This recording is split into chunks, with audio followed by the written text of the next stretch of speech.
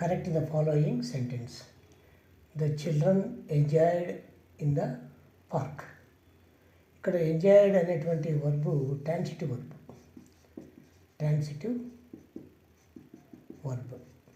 Transitive verb అయితే ఖచ్చితంగా object ఉండాలి. ఇక్కడ ఇన్ ది పార్క్ అనేది ఆబ్జెక్ట్ కాదు.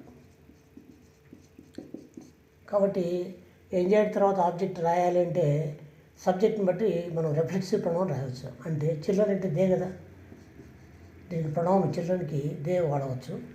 సో దేకి రిఫ్లెక్సివ్ ప్రొనౌన్ ఏమొస్తుంది, దెమ్జెల్స్ వస్తుంది. So correct answer the children enjoyed themselves in the park.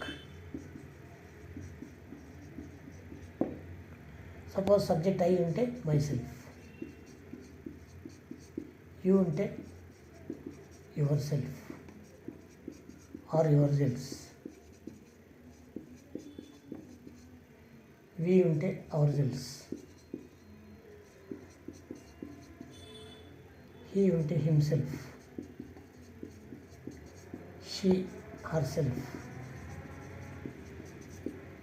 It self. ఇలా ఎప్పుడు రాయాలి? ఎంజాయ్ తర్వాత ఆబ్జెక్ట్ ఏమీ లేకపోతే అప్పుడు సబ్జెక్ట్ని బట్టి సబ్జెక్ట్ సంబంధించిన రిఫ్లెక్సివ్ ప్రొనౌన్ ఇప్పుడు చెప్పిన విధంగా రాయాలి.